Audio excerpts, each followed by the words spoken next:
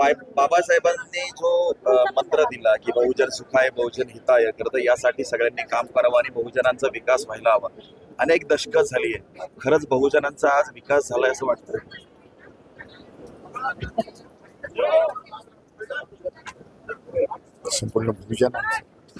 संपूर्ण बहुजन म्हणा किंवा एक मागासवर्गीय समाज जो आहे तो आज महापुरुषांनी बाबासाहेब असतील, महाराष्ट्राचे फुले शाहू आंबेडकर असतील, याने संपूर्ण बहुजनांना विकासाचा मार्ग दाखवलेला.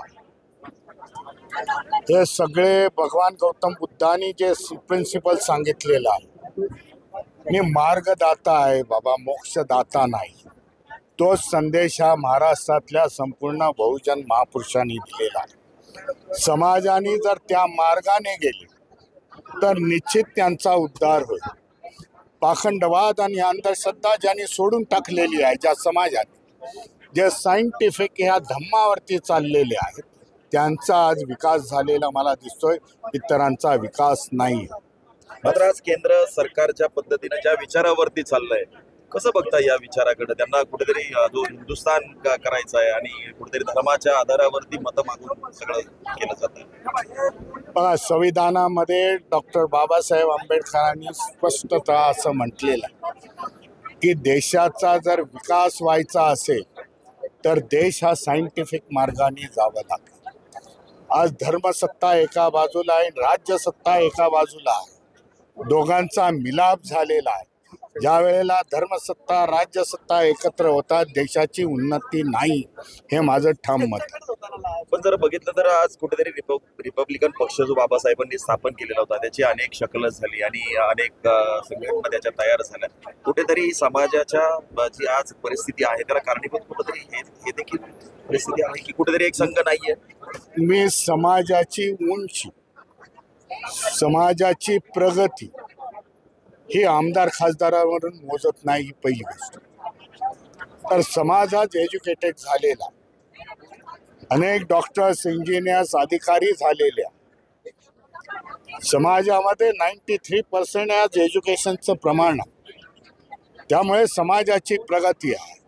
पण राजकीय दृष्ट्या मी हे मान्य करेन की जो पाहिजे होता, जेवढा प्रगती पाहिजे होती तेवढी गाठली नाही. त्याला येथील व्यवस्था देखील कारणीभूत आहे की दादासाहेब रुगोटे जनशताब्दी ही स्पर्धिका स्टेजचे तर प्रत्येकाने आपली प्रत घ्यावी. तरी आज रिपब्लिकन पक्ष जर एकत्र असता, सगळे आज जे वेगवेगळे गट आहेत ते जर एकत्र असते तर एक पक्षाचा मोठी ताकद आज सत्तेमध्ये असते किंवा सत्ता मिळवण्यापर्यंत जाऊ शकतात. त्या दृष्टीने देखील विचार होणं गरजेचं आहे असं वाटत नाही? आज महाराष्ट्राचा जर विचार केला तर आमचा दबाव गट आहे वंचित बहुजन आघाडीचा.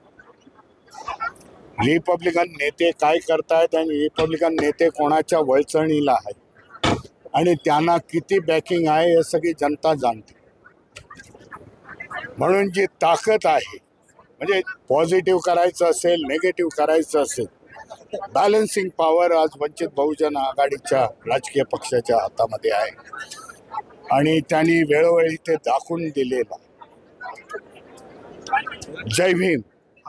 हिंदुमिलमध्ये जे स्मारक बाबासाहेबांचं तयार करण्यात येणार आहे त्याचं आश्वासन देण्यात आलं होतं, त्याचं काम कुठपर्यंत आलेलं आहे आणि सरकार खरं त्या बाबतीत गंभीर वाटतंय का? काही हिंदुमिलचं काम मी मध्यंतरी आढावा घेतला आहे. नवीन सरकार बसत असताना जे समाज कल्याण मंत्री आहेत औरंगाबादचे, त्यांच्या म्हणण्याप्रमाणे ह्या डिसेंबरमध्ये संपूर्ण हिंदुमिलचं 6 डिसेंबरच्या पूर्वी हे हिंदुमिलचं काम पूर्ण होईल. हिंदुमिल लोकांसाठी खुली होईल.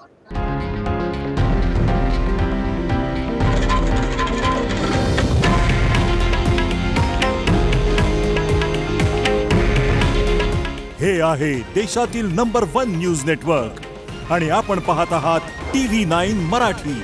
काळजी तुमची, हित महाराष्ट्राचं.